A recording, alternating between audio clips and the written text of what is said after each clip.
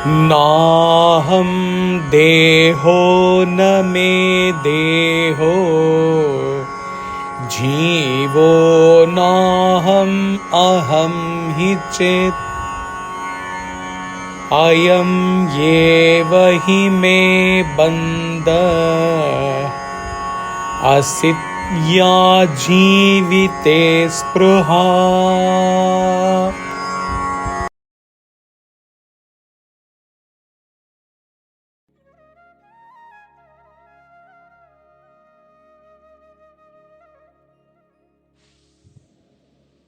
I am not the body, nor I have a body. I am not a being, that is, I am not an ego. I am not ego. I am pure consciousness.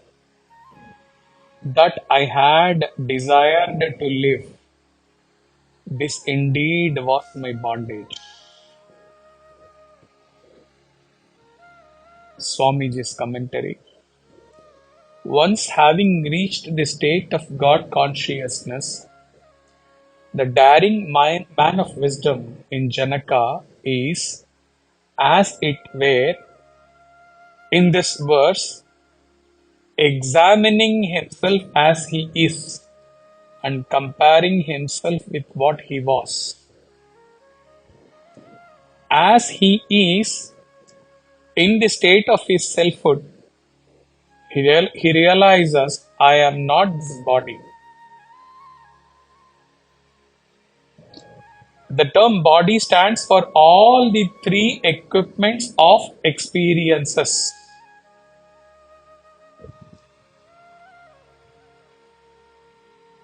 As all-pervading, infinite, unlimited consciousness, there cannot be any material adjuncts in the self.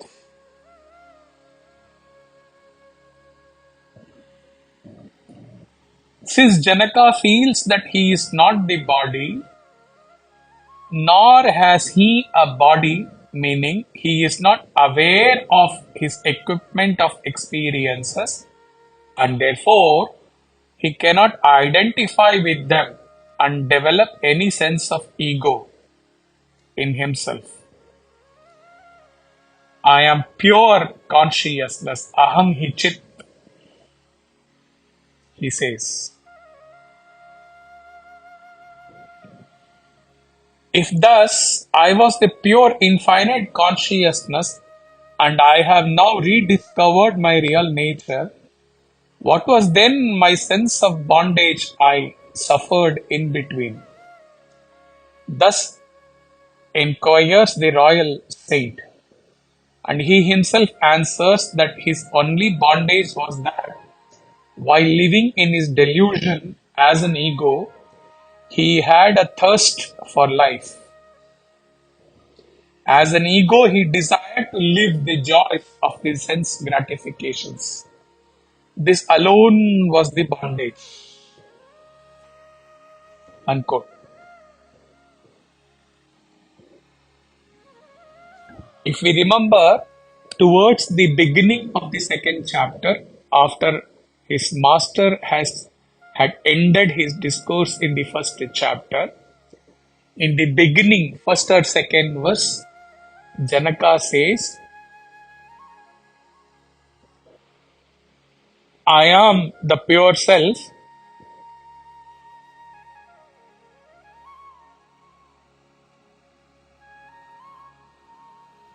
How much time or how much births I have wasted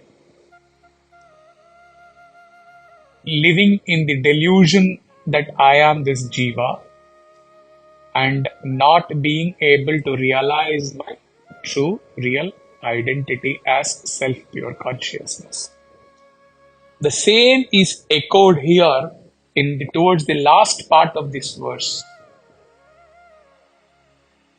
where he says, I desired to live, this indeed is my bondage. It is not about living. Living is not condemned. One may live for as many years as he is destined to live to clear his karmas. Living itself is not a bondage, but desiring to live is definitely a bondage. Because we have to examine what in me is desiring to live. Of course, my body, my mind, my senses. The amalgamation of all this together desires to live. This desire itself causes a separation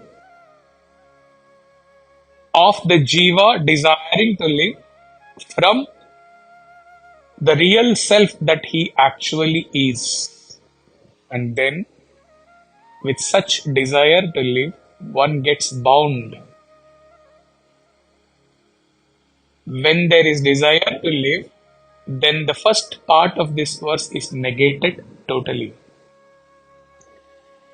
Instead of confirming, I am not the body, nor have I a body, one starts thinking, behaving, acting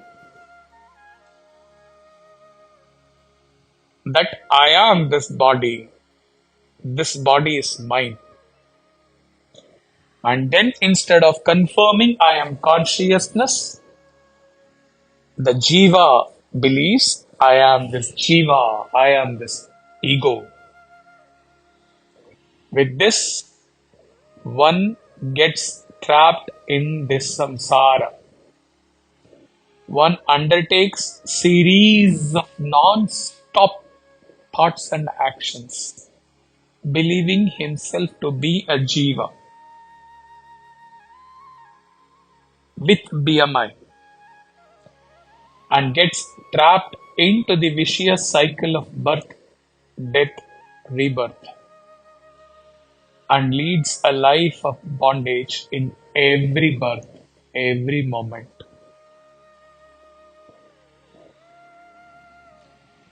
Muruganar, disciple of Sri Ramana, describes such a state in which he was. Thus, he writes, he is addressing to his Guru Sri Ramana and he is telling, you concealed yourself within me, like the oil within a sesame seed, so that your presence within me could not be clearly discerned. Because of that veiling known as ignorance, the truth within my heart was cloaked entirely in deep darkness. And in this condition, the mind somehow turned outwards. And he goes on to describe the pathetic condition subsequently and says, through the power of multiplicity which deludes and shows the world as the five sense perceptions, my mind, which knows them, which perceives them, became bewildered, and deeming the sense perception to be profitable, sought them. That seeking, evolving itself into desire, became the seed that engendered the never-ending succession of births, bringing into existence the great and evil tree that is the illusion of birth and death. Exactly he is. echoing the same what we went through a while before. He talks exactly about the desire. He says that seeking evolving itself into desire, and that resulted in what? What? Illusion of birth and death. And then also he writes, he says to Ramana, how you saved me from this danger. The disciple cries out and says,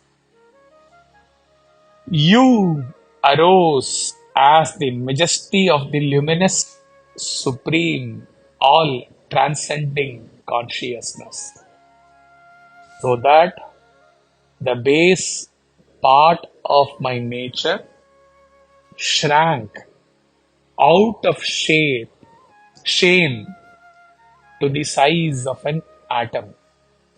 Then, O Supreme Reality, you revealed that even the tiny atom was also false, as you dwelt in the quintessential purity of your own self-nature. He doesn't differentiate pure consciousness from his Guru. He's addressing his Guru as Chaitanya, as consciousness itself, and says, you entered me. And then you saw to it that the base passion and the lower desires in me, they first shrank to the size of an atom, and then you proved to me that even that atom is false. And what is right, what is true, is you yourself, the pure consciousness, which is me myself, as there is no difference. There is no you the consciousness or me the consciousness. It is consciousness alone.